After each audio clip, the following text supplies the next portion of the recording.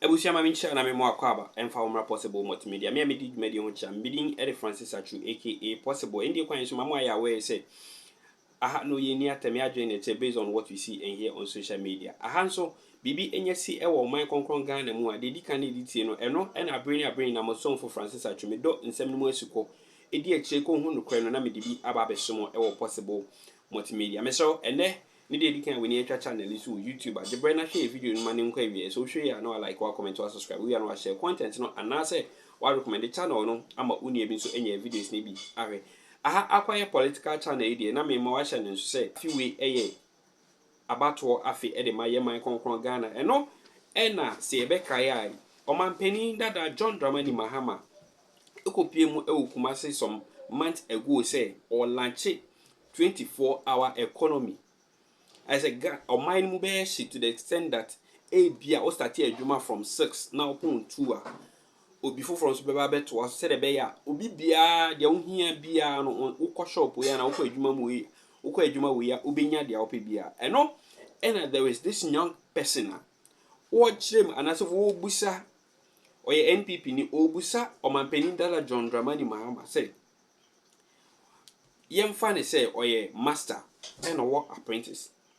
Now also work as a 24-hour economy into open one no be about to us or no saying a bebwano and I say quite benchna sa 24-hour economy now wo bon hu dawru no e bebwano because assuming say or your boss or apprentice was started at 6 o'clock in the morning wapon 2 o'clock all kono o jane juma na my apprentice na say uncle Fred ne master o training no so me take you over enfa man Ebusani ni tenteni ni TTM or patch say Yewra or Mampenindala John Dramani Mahama or catcher and say Kasa AM Frama Anya Shukrano Ghana for Amo Akunya Amo Abe Vice President Eddie Ama Ghana da you who the obey to me aye almost Amo Akunya Mabe or Mampeni President Mua and also see you who the obey to me aye Umpo Abra Tesono Obi Ekasa for a mamu who are yinim the obey to me aka Eddie Acheni Pakon as a reply.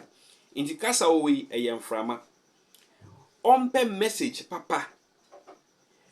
Na on farmer obi for fra. Obey to me LED party no ewo 2032. Then pempre de unya ide no. Non-pe message, papa. Ebusi and some kind in the door so me pese because an be tente me so come home in the kwan so a ne nkonkotie nsem mu nchemu ne tie wie na bibi e kire wadwen a feel free na kire wadwen comment section no asenyakopon insha yin na ben sa 24-hour economy no nyuma be ya yehu fagbo akwan mu eno answer 24-hour economy 24-hour economy 24 ene de ano ne kasa kwa chire mu chire ye ne entiase ma na wo kan sa de to sa de ya eno ne yemfa o ene ga na obi ekonanim obi aso nyini ade achi ade asa nyina na mputu obo man mu enti se wo ka asema utu milenu achiresie ena ba me yehu se ampa de wo ka no wo ba obetima yeden aye na ado no sa aka ne sa da bi ba ochire mu se ka bi o si 24-hour economy no senka wa ba ejuma se wo fita for friends magazine for wa ba ejuma 8 no upon 2 obi so be ba 2 no so upon 8 no bi aba enwumre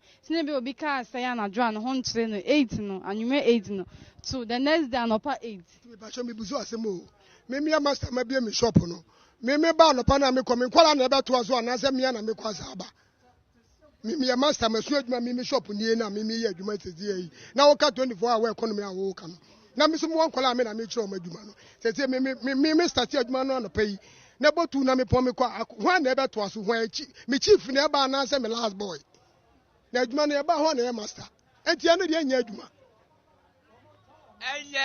na beda adwuma na se me na me master me won kwala me kire o ma adwuma na me ma ba no pa ma po 2 o'clock different shop adwuma foforo bi no bi ba be ye ne ho na na se me adwuma na me ye na no bi beto aso na do beto aso no oye me chief and I say why my last boy and never yet man. Me master na me yet man. It me pon kola ni nyina ya pon. Till next day be saba bi ma be yet juma. Et u chire ma me ni de entomaso mu ye. Entomaso mu ye. Me anti ase bia wo be create nyuma. Enyuma wo be create ebi ni say ebi u cheche ni ya trans ya pun say ah. We come back now wo ba no. a different star now the year day. What they ba. Now okay can we I am funny president BMO. You funny president Ghana Crown me if you see a woman more 48 years. Me atoaba. Me who say baby akọ asaba. E bi so sida. Ah, na what be that? Ya ko yanim anase ya kwasa akufa ba. Ya ko yanim Ghana for the be cause NDC for ya mambo for. You can't want to say. You can't be the attempt. Maybe ka don make bia. But me sure what you do. For the past 60 years, I Ghana nya from you. The education system, nkwala na ya train your man so mako school in secondary school. I know me 800,000. And then as at 2023, na student abeka 600,000. I come in na boma 1.4 million students. I am more secondary education. In 60 years, your training makumako 800,000. In just 7 years, Dr. Bawumia and another dan training student makumako 600,000. And you can feel it as a summer. The brain kasa be complaining. I say, Mamika be binchiro. And then Sabay bet me, I'm a free SHS no. At name, then Chima by Union Ketua, Mamma Foffin or my woman, I'm a benefiting with me. And people are buying, and then another dan Kwakufado, and Dr. Bawumia. I understand it. Young fine, Rebia, and that's what share, and 2 free SHS policy. Sabaya, when you be a baby anyway, bet me a free. And then this is for MPs or parliament or more opposition bill. But we say, because in 7 years, you have 2600,000 students secondary schools. Any other. Now, see, I say, if for Shan to Sabaya Bay, Sana, Bekawa, or Bianti meaning free one, and then this is for opposing. Maybe that's all your youth. And that's all your mammy or worthy. We need to hustle anything because when the free teachers yet in a year, maybe every year 2024, 2025, and I want to baby years could be benefited. If you are 2026, if you are 2027. Say you know sorry I'm near most policy no buyer. I don't demand mamma or bobichem because today a film fear baby need we will see a cassette here for SHS or buy a catches over 200 schools when to me and see 100 can possible or not catches over 2 billion or invest in education mother. But I mean country and CEOs, MPs or more year tomorrow buying companies are doing an education tier. Even a clear 4 crown. Ah, man for fees will be uncle school and a clear food in a school for and no money now do more youth in agriculture, meaning education tier. Timasre, Sagana for Bayan Sana Wayan Kaibo. Ah, may bomb say, and I say a cocoba may bomb say, and this year by no. Commander Sweet Gina, or moon say, or moon penima figures and you're possible. And Timasre, December 7th, so on our Cotobana to Obama Pia or Wadrin Pa, Efe, Mabu, and Emrantium. Madame, say, now, Saka video here, share. And more for you be say anything more NDC for or more buffer free SHS no. May you intimate to by Emma Dr. Bawumia or bar, but in that was I'm a policy. I come. My sincere no for baby, no for baby, no for grawa. We see with dear Dodo dear ye, Nana 2016 morning I'm from. And a mamma scattered cut to talk. Says can I had mamma got to talk and ye free education. Nankola me yakobolo ukunu ya ohene sase bebrebe ni godo ayetu ukunu asase so wanya dodo de wo ho a Ghana sika ye de hwe nkola school fees free education no ana ye mfa ntoka amam na na do fa ntoka amam no fo grawa ono fo bebrebe wate ono fo sa na dwone ma kwase ampanyi ba mesimu ye nkurasefo sa kuma ufo na mokọ ade na se na mo se ye toto ye de Ghana sika toto ka amam ne ye da dum so mu no a ye de toto ka amam no yanimonu na mbetwia moka musa ba bie mama mra na onsa betotoka musi adodode mu di bie yeye mu amusa mu mfufire mu film na ebegu agu mune sa mahama na yes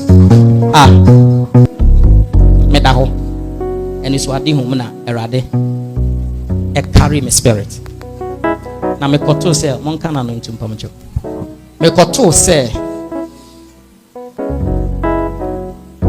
efie na efie no enipa wo mu a omodi nkomo ana meti obi omo omodi nkomo ni nyina ye angels na in the vision na efie ne ex president Mahama ne fie ana angels na ka say first na Mahama ne fie we chiripa na se de abakrum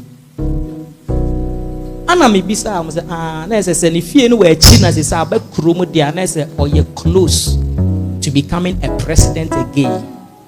Asamu am bisa omo in the vision.